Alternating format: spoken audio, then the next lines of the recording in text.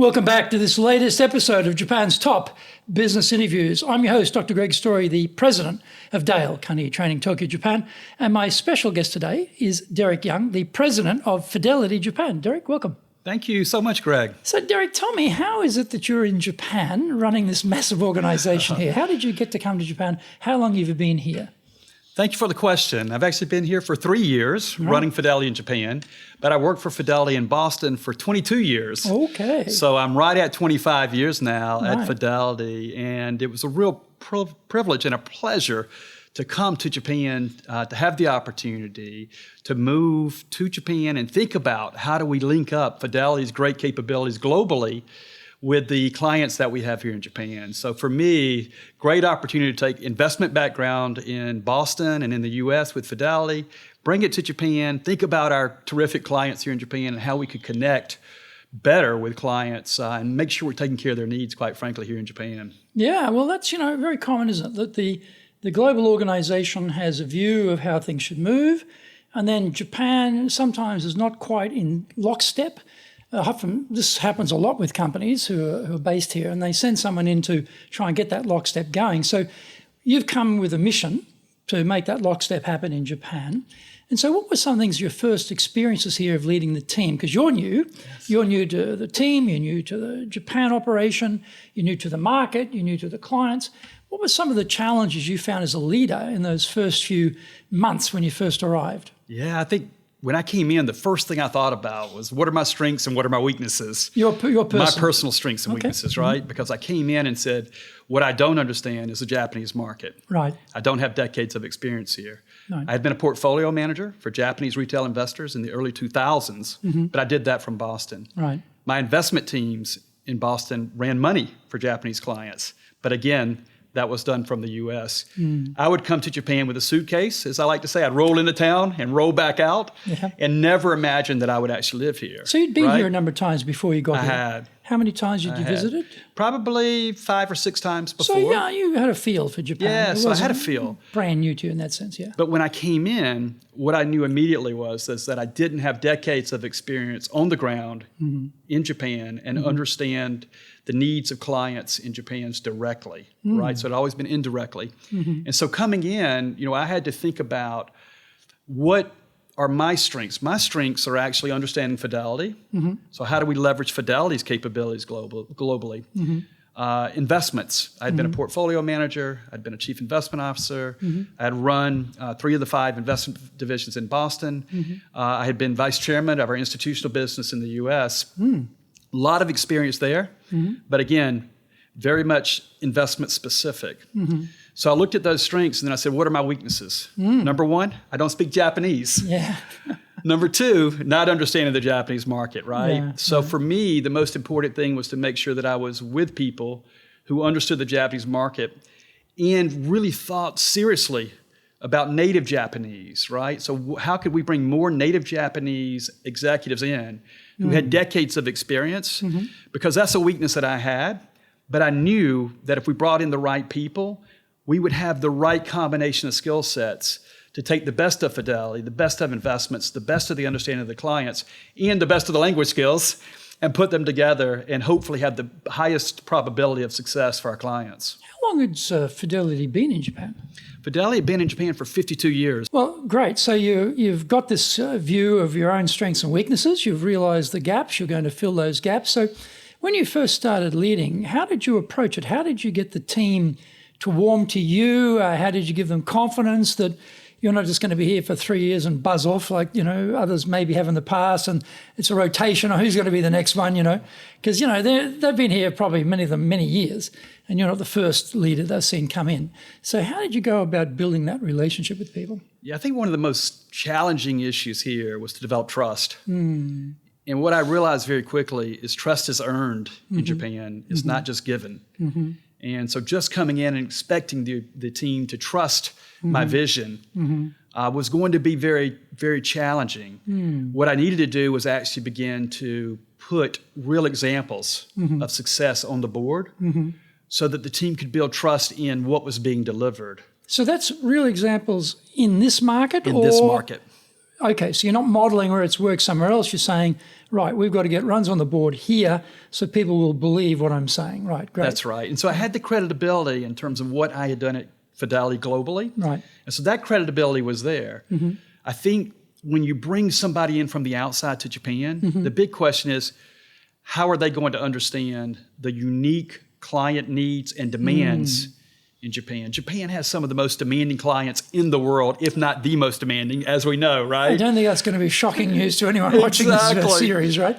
So how did you do that? How did you find that out? Yeah, so ironically, if you even go through and think about Michelin-Starred restaurants in Tokyo, right? Exactly. There's more Michelin-Starred restaurants in Tokyo than New York and Paris combined. Right. And it really is that attention to detail Yep. that is unique to the Japanese culture. So knowing that that is the expectation wherever you go, by the way, without a tip, which is really quite different than the 20% tips you pay in the US, but this demand for excellence and the expectation that this is the norm was something that I really had to begin to appreciate more on the ground here in Japan. So what would that mean, though? I mean, 52 years in Japan as an organization, I'm sure you've been through multiple rebirths and changes and invigorations and better systems over the years. So you would think that a mature organization that's been here that long would have the right feel and touch for that sort of high quality service to the Japanese individuals who are buying the investment products.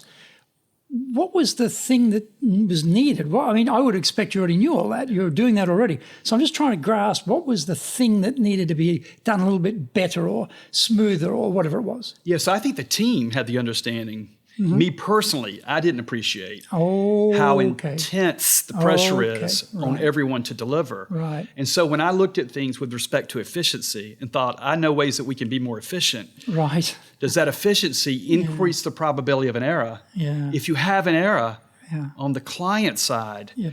even like client reporting, you can have clients who will leave you Yep. for a client service error regardless of what the performance is in the portfolio. Yep. Those are things that I personally had to learn. So as a leader, I needed to make sure that I was focused on the right issues and challenges that my team had with respect to Japanese clients. Obviously, being here 52 years, having been very successful as a firm, the team itself understood that. But then I needed to develop that appreciation to make sure that they were being resourced the right way to continue to make sure that we met client needs. It's interesting. When I worked in banking, the Australian bank I was working for, the COO, had this genius idea with the back office team that we would go for more efficiency, more speed, and we'd tolerate an error rate of, say, 5% or something like that.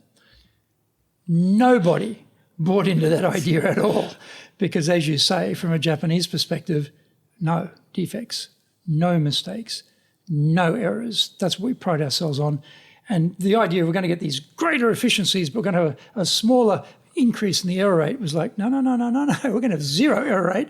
Forget about the efficiency. So this is very much a Western style of thinking that the CFO will often say, well, okay, we'll tolerate a defect rate of X because we'll make this much more money, except in Japan. So this is, again, even in the fund business, same thing applies. So what were some things you, having learnt that, what did that change for you in terms of how you looked at efficiencies? What did you stop doing, or what did you think, well, okay, I had this plan, scrap that plan, that isn't going to work. What was the pivot that you made, if you made a pivot, or did you adjust yourself to how things are here? Yeah, you know what? I had to do both, right? I had to pivot and adjust in terms of my own thought process here. Some of the things that I looked at was like quadruple checking, manual checking. Right. And realizing that was because of our concern about making an error and saying, are there ways that we can be more efficient with technology? Can we improve our probability of not having mistakes without having to have so much manual oversight?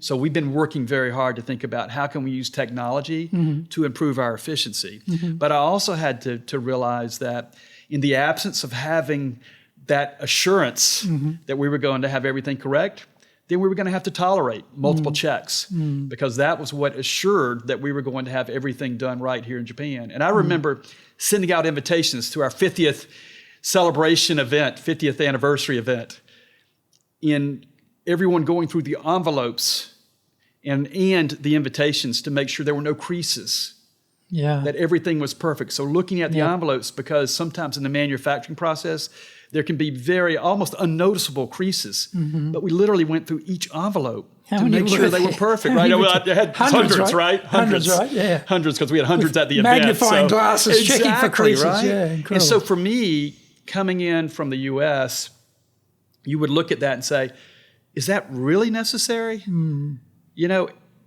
and very quickly I had to realize that I was coming from the U.S. and it's not necessary in the U.S., but it is necessary in Japan. Although in one of the famous quotes you get when you go to, these executive courses in America, right? And these famous, Harvard, one at Harvard, one at Stanford, etc.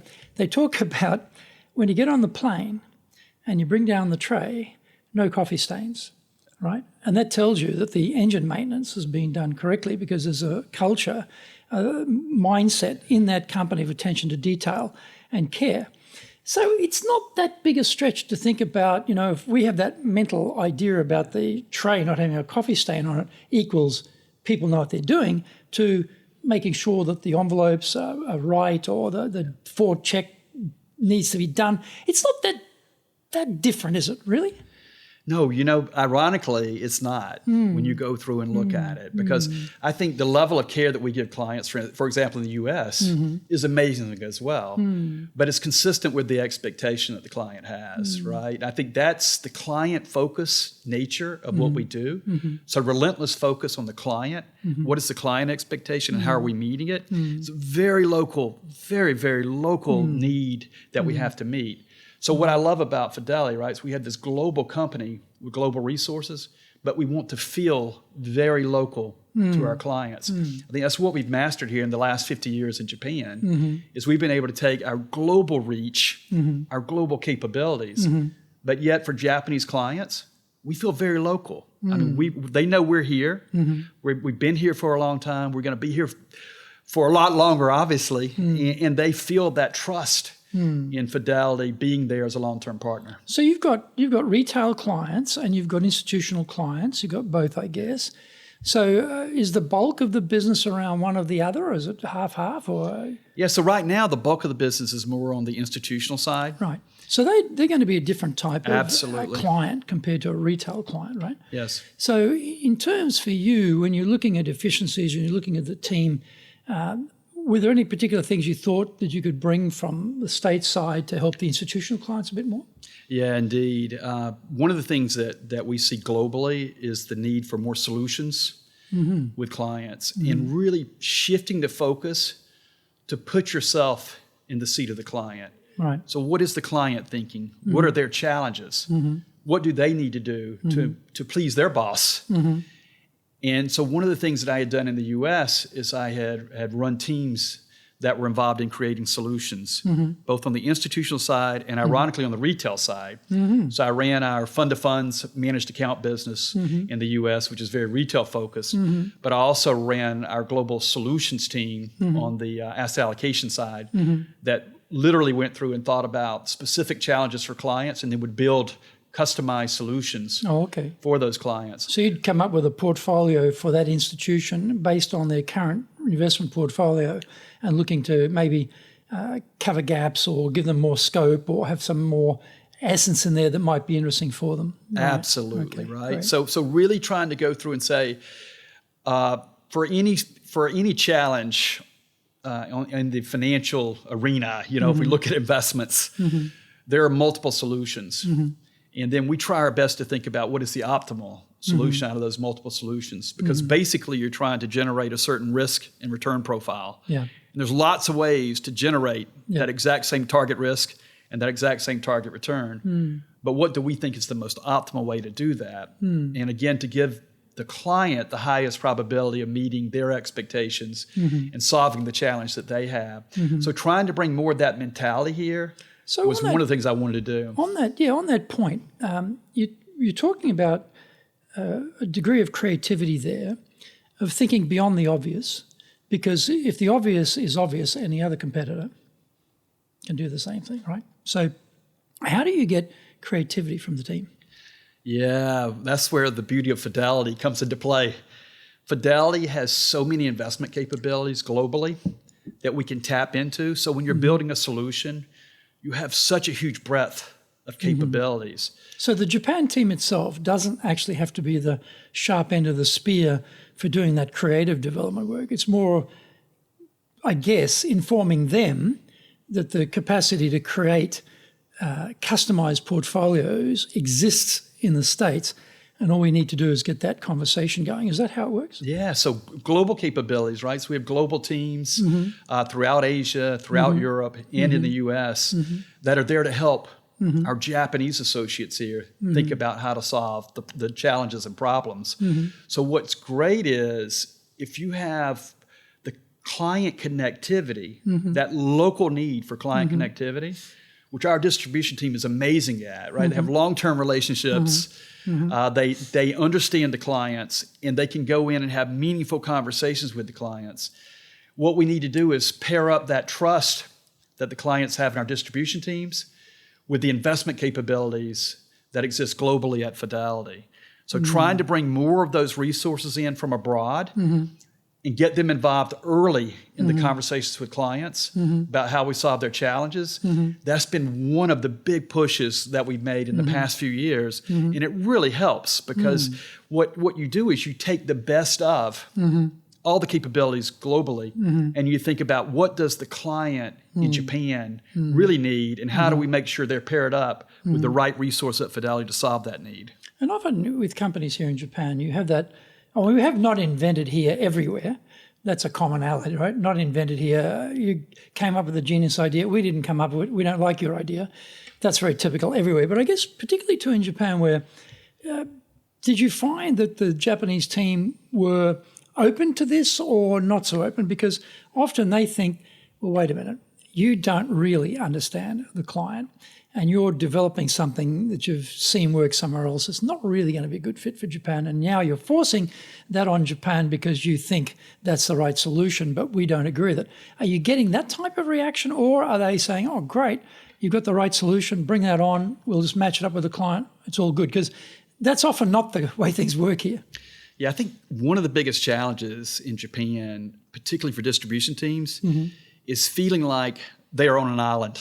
Okay. Literally, right? Yep. Here in Japan. And that they're the one who is on the hook for delivering for the client. And so really shifting the individual accountability to team accountability and making sure that the individual realizes that they have full access to all the resources of Fidelity is really game-changing for us because that's been one of the big pushes is we're trying to tell our distribution teams, make sure that you're reaching out and building the right partnerships internally to then go out and be the strongest partner you can externally. So one of my big focuses since I came in was on partnerships. How can we have stronger partnerships with our clients and how can we have stronger partnerships internally with other parts of Fidelity? Also, by the way, how can we have stronger partnerships with the community that includes regulators and citizens in Japan? But if you think about the partnerships with clients and the partnerships with those outside of Japan at Fidelity, we really wanted to make sure we were the common link point. You know, how do we bring those resources into the country in a way where we're demonstrating to the client that we're putting our very best forward for them in making sure that they realize that they're tapping into the full resources of Fidelity. There's two things that occur to me when you say that, because running teams here myself, I have the same problems, right? And that one is language. So yes, everyone in Fidelity speaks English. Yeah. And then they've got to deal with all these international teams. Yeah. It doesn't always go that smoothly. And their inspiration to want to do that from their side is usually not high because they don't like having to deal in English. Particularly they've got different accents in English. That can be quite tricky. Aussie accent's probably impenetrable. But anyway. And then the other thing is risk, risk aversion. Like they've got something that's working. The wheel's fine. It's not broken.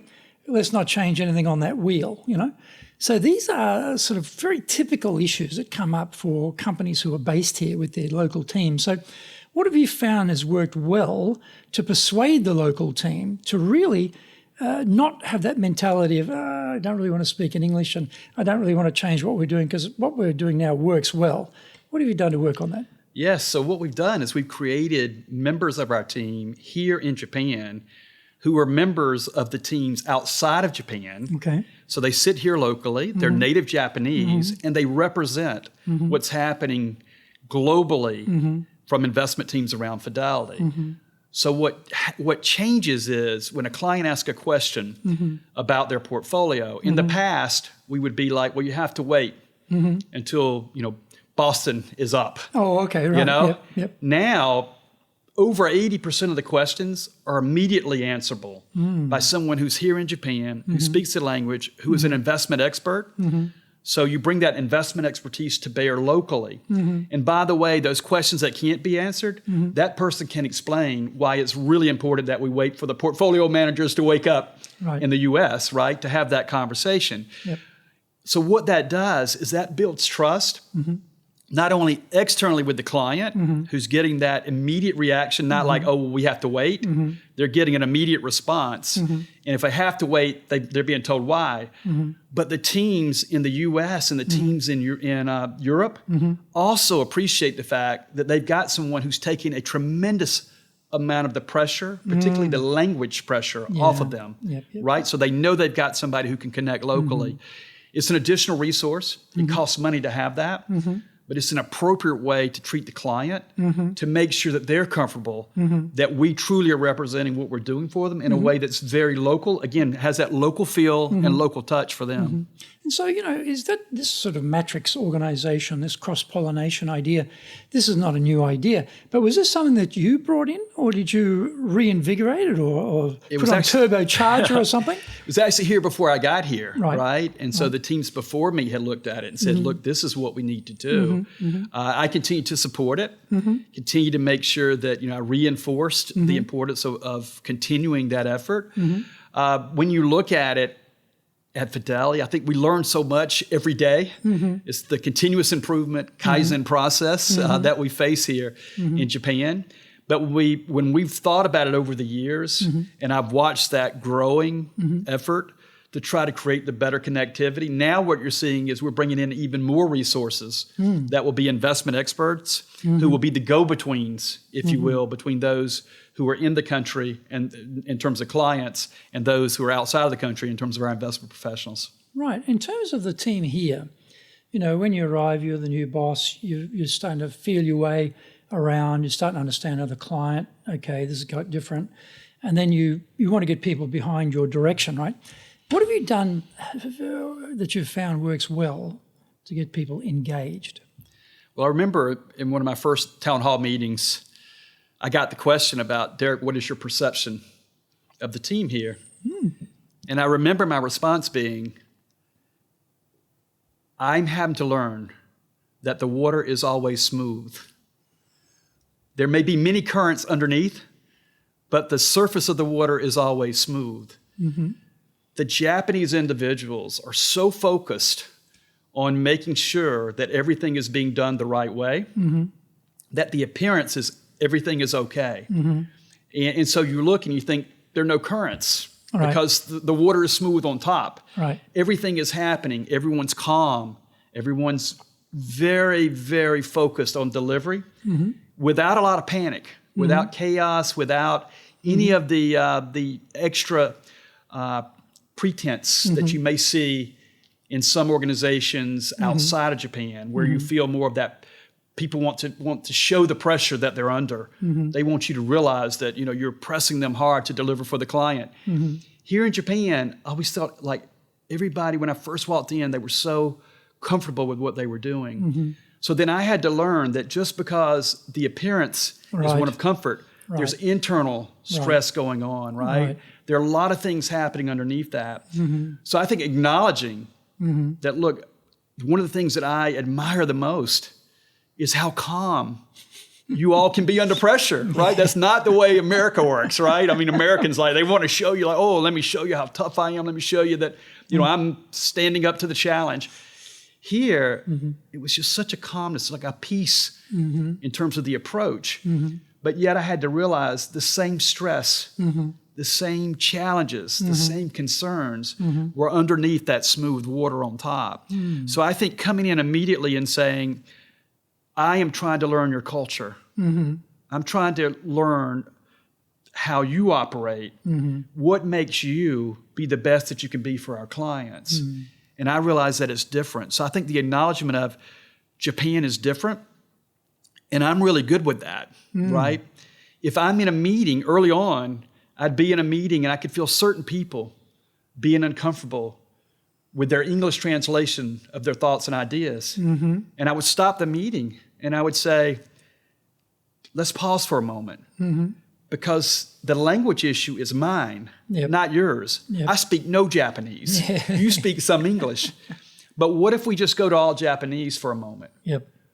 I'll have somebody, translate for me. you, Or maybe we break off and do a separate session with my senior team that's in all Japanese, and they come back and they brief me on your thoughts. And we've done that before. So being very upfront about the language issue being mine, not theirs, and saying the most important thing for me is to understand your thoughts. So if we need translation to do that, we will do it. I've had one-on-ones where I realized the person would be more comfortable if I brought somebody in to translate.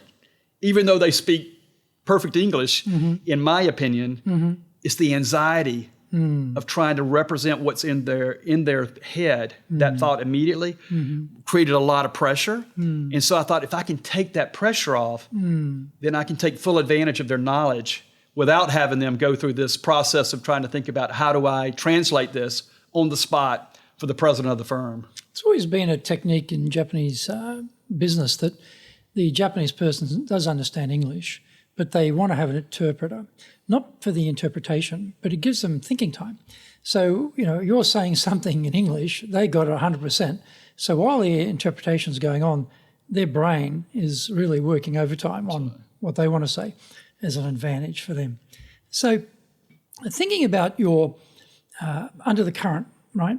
Smooth on the surface, like the swan, right? The typical swan analogy or swan metaphor with the web feeder going crazy underneath the surface.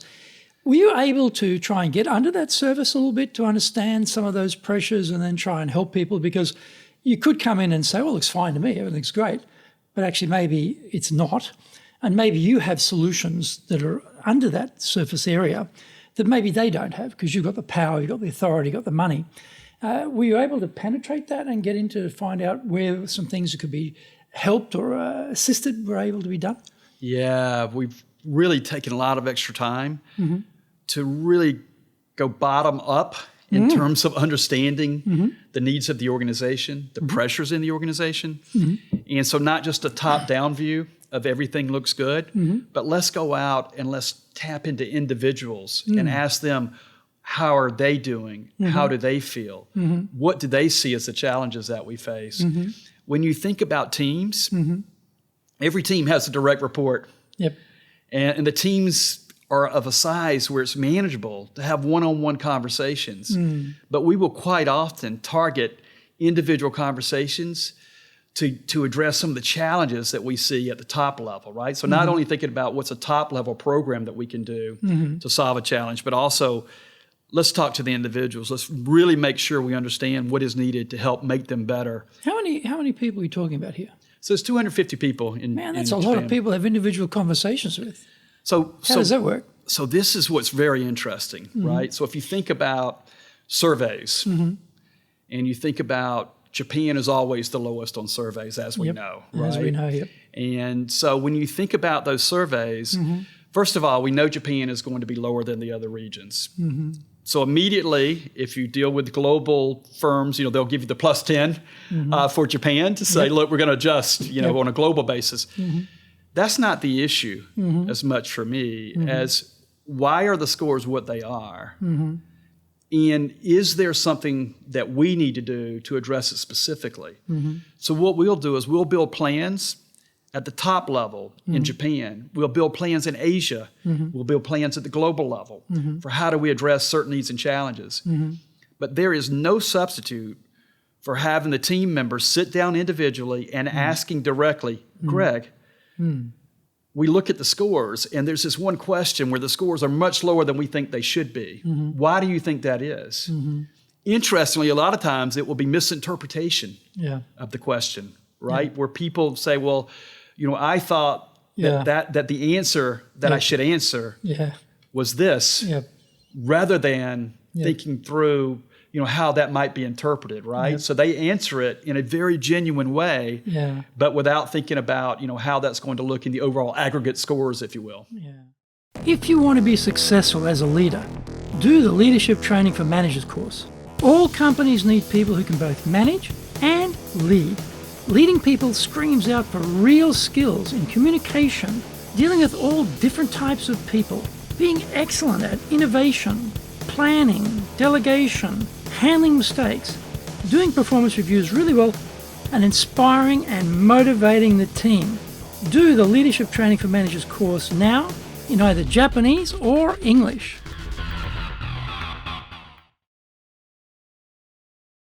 Are you doing business with Japan? Do you really know how things work? Japan Business Mastery provides the answers. Do you have the right networks and know how to create them? Do you know how to get on the same wavelength with Japanese buyers? Do you know what being trustworthy looks like from the Japanese perspective? Japan Business Mastery is based on more than 30 years' experience in Japan and will become your go-to guide. Want to succeed in Japan?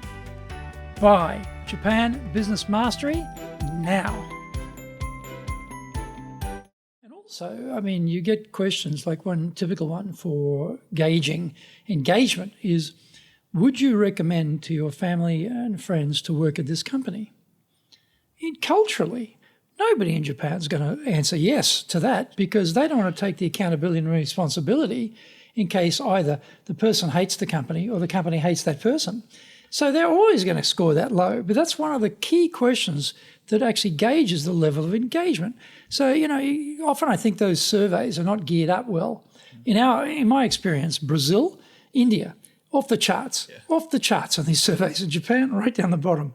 And that's, I think, as you say, one of those culture things. So having observed that, what have you done about, is it your direct reports? How is this working? Is it each manager is talking to each person, or your direct reports are meeting 25 people? You're meeting, 50 people over time, or how does that work? So direct reports are meeting with their direct reports, right, who are meeting with their direct reports. Right, okay. Right? So if you think about the org chart, looking at it and saying every single person who's managing somebody should be having a regular conversation with them, right? A regular update about all the challenges and issues they're facing, right, as part of the management process. And we add this to the list. And we say, we have a question here and there's a very low score on this. Let's ask, what do we think caused that low score? What can we do to solve that challenge? And really make sure the team knows that we're listening to them.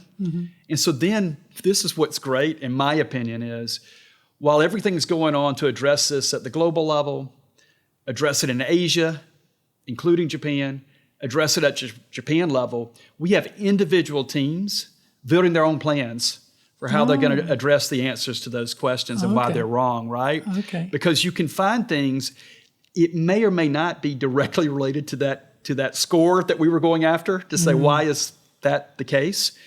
But there are issues that come up in those conversations that say, ooh, actually the engagement would be better for this team if. And knowing that allows us to build customized plans at the team level for how we address it. Our scores here in Japan have improved dramatically in the past couple of years. Oh, congratulations. Yeah, and I'm so proud. I'm so proud, right? And I think that I would attribute it, though, to the team going out and not only listening, but making sure people know they're being heard, right? So we're hearing what people are saying, and we're doing something about it. And when people see that, the amount of trust and legitimacy you have as a team goes up dramatically because we all own the culture. Yeah. So we all have to take ownership for that at the individual level. That's a good point about trust too, because I think you've mentioned about you're walking the talk here, which generates a lot of trust. And you mentioned trust earlier when you first started, running the team here. What have you done besides the direct report surveys that builds trust? Yeah, well, first of all, winning. builds a lot of trust. And I say this because when I walked in, we've had a couple of tough years, and walking in and saying, "Oh, I've got a vision. I think we can do better." And here's why: because we faced some challenges that caused those challenging years that we had worked our way through as an organization. As I was arriving, right? So the past teams had to deal with a lot of challenges, and I was the beneficiary of walking in with those challenges having been addressed. And I was like, now with those challenges addressed, let's think about what we could be. What does good look like, right? And so you come in with this thought of, I think we can do a lot of things that will really change the trajectory of what we're delivering in Japan for clients.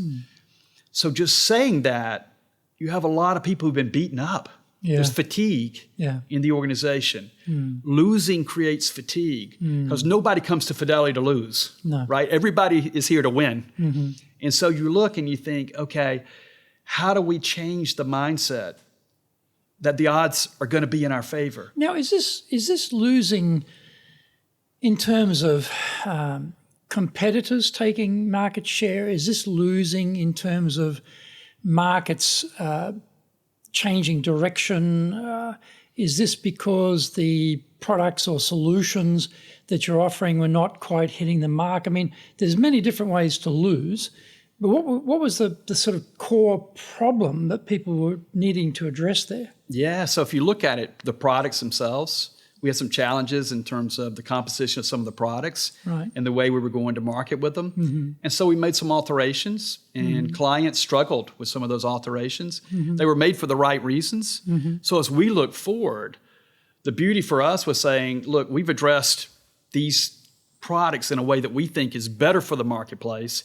So rebuilding that confidence and going back out with the story and sharing why we felt like we had improved the products overall for the clients, and building, again, that trust, rebuilding that we are trying to do what we think is in the best interest of you as the client, and being able to sort of leverage off of that, but then to continue to go with new capabilities, right? So not just to rely on maintaining the core, but to say we've got to grow new opportunities as well. So maintaining the core is the first primary focus, right? You got to stay focused on the core. Those strategies pay the bills. Those strategies are extremely important to make sure we retain the trust of clients. But then you also have to make sure that you have the right product pipeline to grow into new opportunities for clients to continue to take care of their needs. That helps you leverage off the trust you've already built. And that's what we were trying to do, is say, how can we have stronger strategic partnerships with existing clients to grow more share of wallet, if you will, with those clients? The thing too there is, as you say, particularly with people in sales, they get fatigued. They have the client, belting them around the ear all the time on conditions or pricing or whatever it might be. And, day in, day out, they're getting that. So it is quite easy for people to get into a bit of a depression spiral where they're sort of, constantly being pushed by the customers. What have you found works in reinvigorating their passion and confidence and their belief in the product? Because you can have all of this great solutions, new products, but they're in a bit of a mental retreat, just worn out, basically. How do you get them back up again? Yeah, what was great is watching them begin to win again. Okay. And so taking new capabilities to market and getting wins. So when you get those wins showing back up on the board, when you see negative numbers turn positive, when you see those positives continuing to increase, the confidence goes up dramatically. And so even winning a small mandate in our business is very reassuring to a distribution person, because they know that they've taken a capability to market in a way that a client looks at it, makes a decision that is truly going to meet their needs, and then votes with their feet. So the confidence of, we're going to give you money to invest because we believe in this strategy and we believe it meets our needs. As you have those successes, they build on each other. It's a snowball effect, right? It just keeps adding layer and layer and layer. And so you can see small wins eventually become really large wins in certain categories, because I think the teams build the confidence that they really do have something that's marketable for the client and ultimately is going to meet client needs. And having that reassurance is very, very important to ultimately be successful in sales, as you know.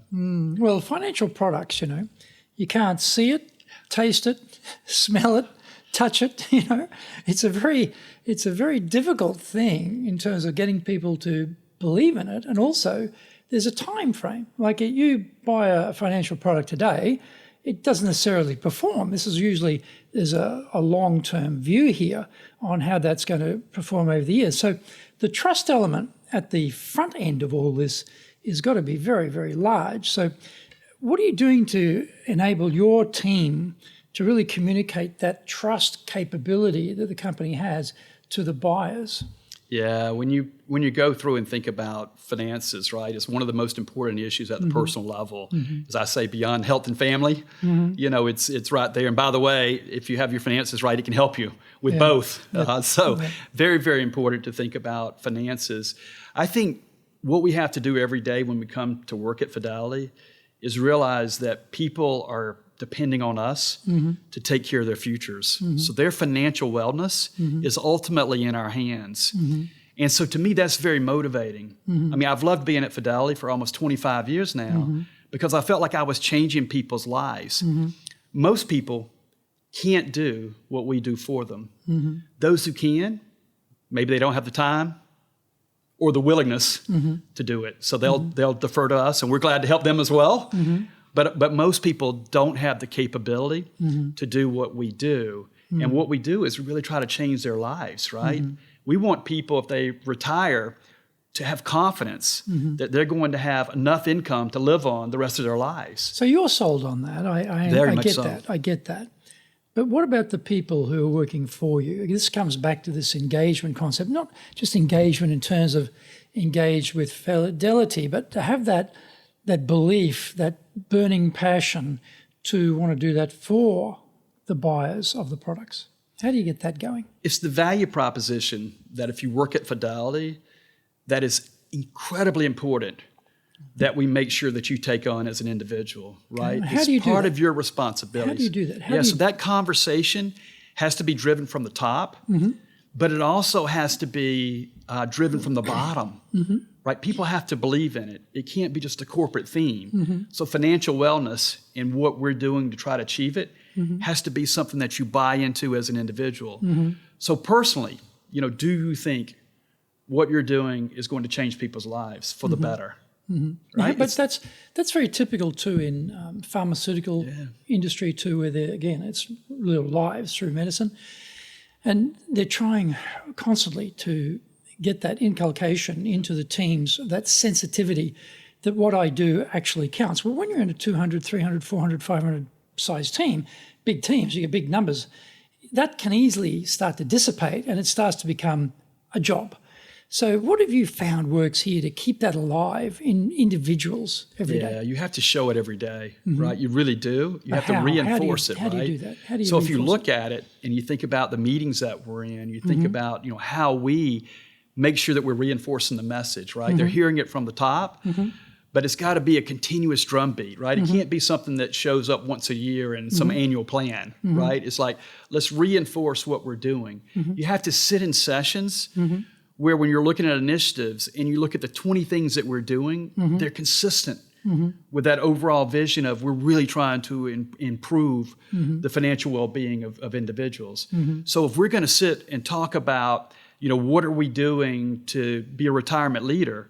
We've got to talk about all the work that we're doing in the defined contribution space, to work with government officials, to go out and work with agencies, to think about what type of plans in the in Japan could be like the U.S. and provide a better value opportunity for individuals in Japan, for example, to improve their retirement readiness and their life after retirement. So when you look at these types of initiatives that we have, they show up every day with teams, right? Because they're working on these initiatives, so they see it. So we're doing things that are not directly generating income necessarily for Fidelity, right? Over the long term, does it help us? Absolutely. Thought leadership helps us. But our initiative is to make Japan a better place to invest. We think that's helpful for Japanese investors and those who don't invest to build confidence in Japan. So we spend our resources, part of our resources, thinking about how can we make Japan better. Individuals on the team get that, right? I mean, we're a privately held company. We're not a publicly held company. We're also an asset management firm, first and foremost. We're not a bank. We're not an investment bank. We're not an insurance company. We come here every day to be the best asset manager we can be. And when we show people the commitment that we have to do that, not only in terms of the product delivery, but also sharing our knowledge to make Japan better, that's what reinforces that culture, where people go, wow, you know, I see it, right? I believe in it. You know, just thinking about that, you know, just before I came here today, our national convention for Dale Carnegie is running at the moment. It's a virtual convention because we can't get together. And they were showing a guy from Brazil, one of the trainers, their top trainers in Brazil, who was talking about, he became so inspired as a trainer when one of his participants in the class related how they had a broken relationship with their parents. And when he took the training, he realized, okay, I need to repair that relationship. And it gave him the tools.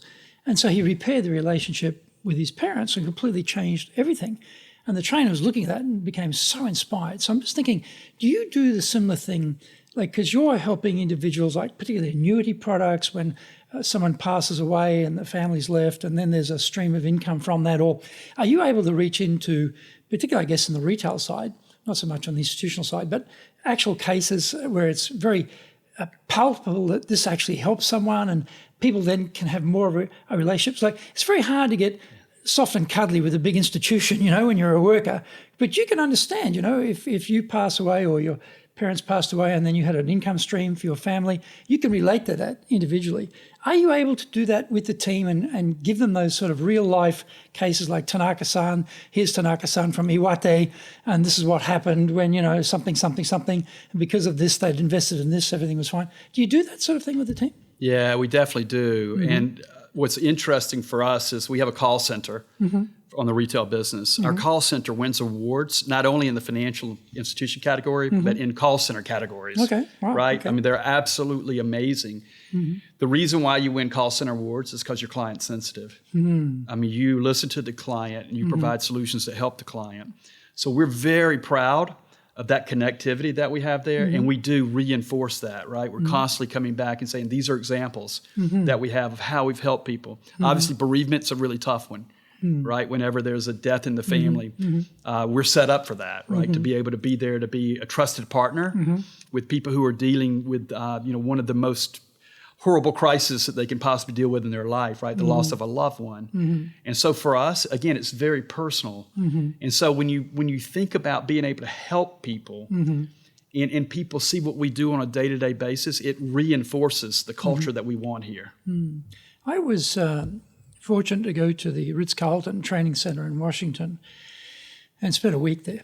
And they've had a very good culture build system there. They had their principles around customer service, and they had a daily meeting. We call it like a chore in Japanese, a morning meeting, and they'd have a person in each work group would lead that meeting that day. It's rotating, and they'd have the principle of the day, and then they'd have different stories that had come up through the network of hotels around the world. And it was a really powerful exercise in building a culture. And because, hotels are terrible at paying people money. They're not the most generous payers, but tremendous loyalty of the people who are working for the brand. They've been able to instill that. So have you found things that work in your system as well, something like that, where you can actually have your core principles or, vision, mission, value gets done every day? Do you have the ability to get people together and rotate these stories around? I mean, how does that work here? Yes. Really interesting because you've just made me think about the diversity efforts here. I mean, we're really empowered by our diversity, right? And we've taken that so seriously in terms of making sure that we have diversity from every single angle possible. And I think for us, it creates a culture here of nurturing, right? Of caring, of taking diverse views and bring them to the table to make us better for the clients.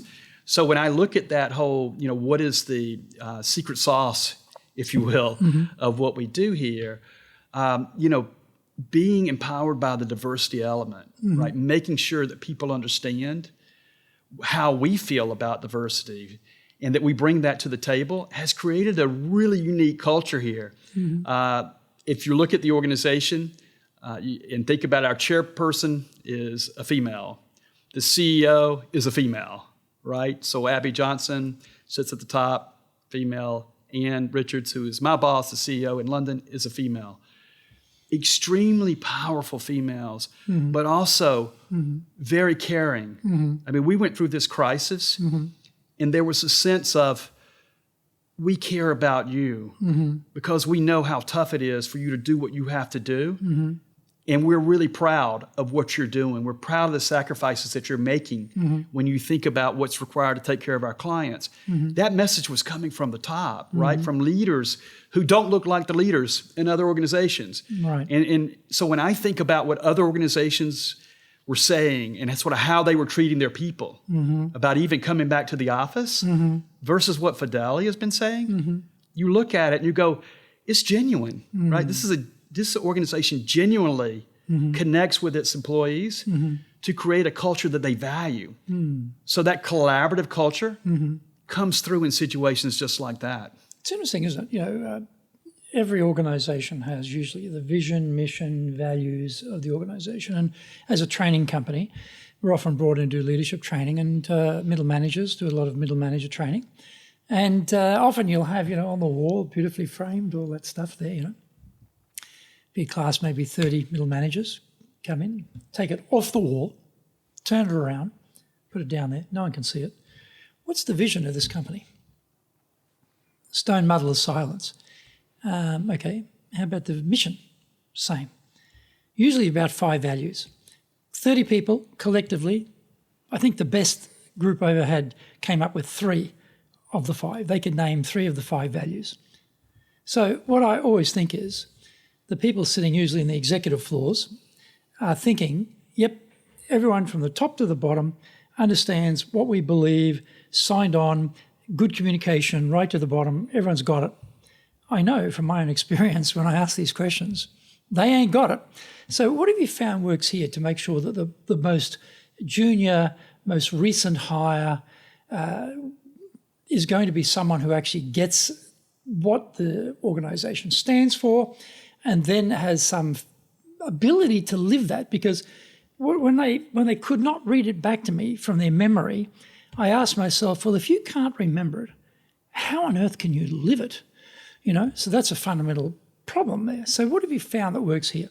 Yeah, I think you have to tie directly into the achievements in the organization with those values, right? So if we're talking about being bold and brave and saying, these are values that we have as an organization, we need to be able to look at activities and tie them right back to that's a bold activity, that's a brave activity, right? When we talk about being curious, what is curious all about? The idea of thinking through a new way to solve a problem, right? And so when we bring that up, we need to tie that right back to being curious. When we talk about compassion, we can look at what we do with respect to diversity. We can look at how we think about dynamic working and allowing people to think about what they really need in a very unusual environment that we've just been through. I mean, that's compassion, right? So if we tie back to these corporate values, to the actual actions in the organization, it becomes self-reinforcing. So people get it based on the fact that it's not something that's on the wall, it's something that we actually do. You have to do these things on a daily basis. They can't be an aspirational thing that no one ever connects with reality. And by the way, one of the challenges in Japan, and we talked about this in surveys, but people will talk about the pessimism in Japan. I said, it's not pessimism, it's realism, right? This is realism. You can't just go out and do a big campaign and think that people in Japan are going to go out and start waving flags and blowing horns and sounding the whistles, right?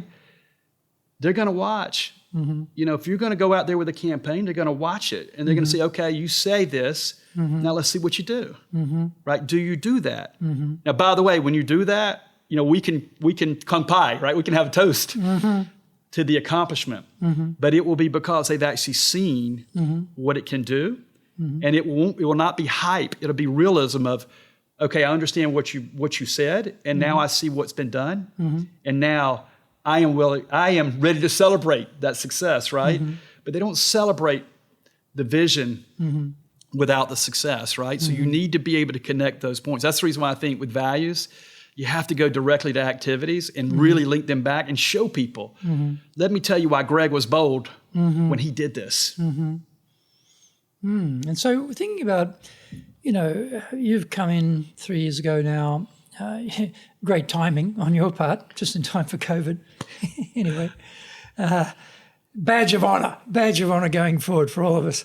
What would be some advice you'd give someone who's like you, that have been working through the organization overseas, or a number of organizations overseas, and now they're going to come to Japan, they're going to run the organization? You give some advice to them.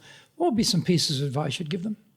Yeah, I think you really have to go through and be open-minded about the organization that you're in. Again, I talked about strengths and weaknesses earlier, which is really, really critical. But I think you'd have to listen. You have to listen to what your team says, right? And you have to make sure that they know that they're being heard, that you really are taking what they say and you're responding to it in a way that's very genuine. So it's not like you walk in and say you have all the answers. Most people don't. I certainly didn't. And what makes me strong is I have an incredibly strong team. And I know what their strengths are. And so if I have an issue in a certain area, like a certain client in Japan who may have been a client of Fidelity's for the past 20 years, and I'm looking and I'm thinking, okay, if this was one of my largest clients in the U.S., I would know exactly what to do. But it's not. It's a very large client that we've had for multiple decades in Japan. So I'll go right to my distribution team, either my head of distribution or the direct sales team, and say, help me think about this.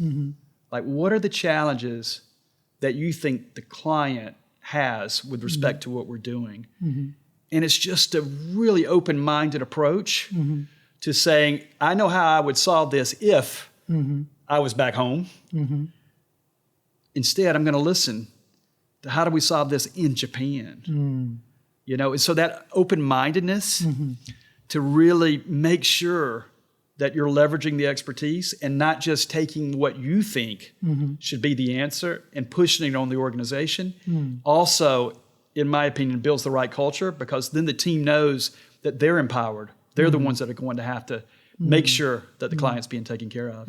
What else would you suggest to someone new coming to Japan? Yeah, the language issue is a challenge, right? So for those who don't speak the language, I think you've got to immediately address that issue in the sense of surround yourself with people who understand your weakness in that area and who are there to help you with that, right? With client meetings, having the right people on your team who can interpret for you, who also will give you feedback. Derek, son, when you're in the meeting, please do this. Well, please that's a good point, because, I've had total lack of success over the years with my teams, asking them to help me with my Japanese. I speak Japanese, of course.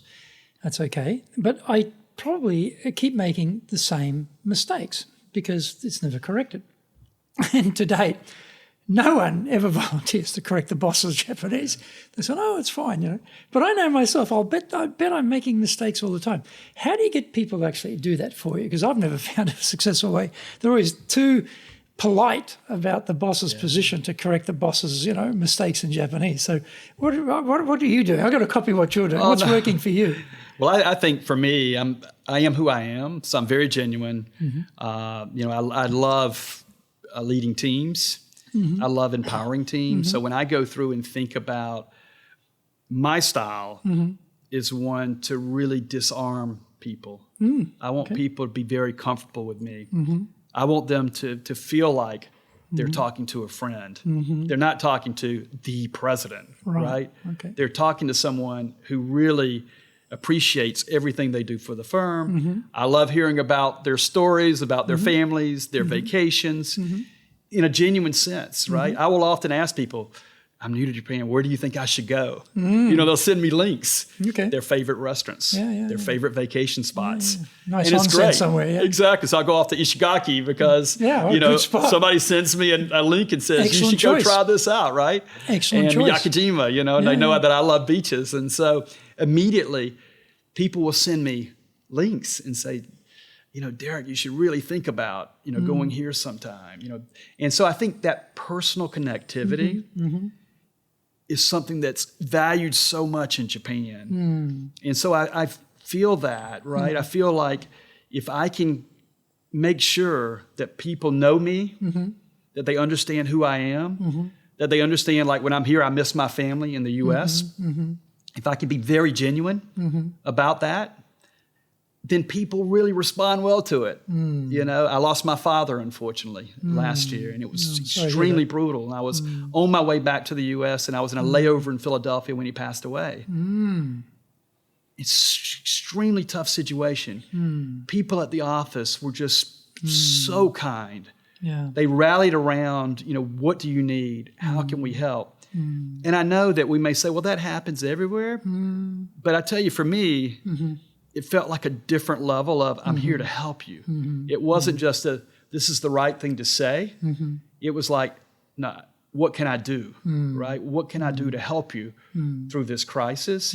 And so the friendships that I've made here have been amazingly genuine in a way that I feel like there's a depth that's so much deeper here than a lot of areas that I've seen over the years in terms of some of the various countries that Fidelity does business in. And so should the new person learn Japanese? Have you tried to learn Japanese? Yeah, I have a teacher. Good I have tried to learn Japanese. Good man. But I will say that from my standpoint, I've watched others on my team who have been much more successful at their Japanese learning efforts. It's helped them tremendously. So I think, it's an interesting question because you want to be doing everything you can to fit into the culture, to learn what you can with the language. There are different degrees, depending on the organization that you're in, of requirement of that. I've seen that. I'm fortunate because in the firm I'm in, it's not one where I have to be fluent in Japanese. So I feel like to become fluent in 3 years would be ambitious, I would reckon. Yeah, exactly. Especially with the COVID crisis the last 2 years. Yeah. That'd be extremely ambitious, but well done. Yeah, but I do think, I say this because I think you have to read your own organization to see, exactly what the requirements are and what's going to be needed as a leader. I mean, I was fortunate because I came here realizing that speaking Japanese was not going to be a requirement for me to be successful and for our organization to be successful here in Japan. What would be your definition of leadership? Yeah, it's a really good one when I go through and think about it, right? Because ultimately, and I've talked about it a lot here, but ultimately I think leadership is about empowering the team to win. Yeah, I love to win, but I think you have to win the right way. So for me, the leadership aspect is really about empowering the team to win, but doing it the right way.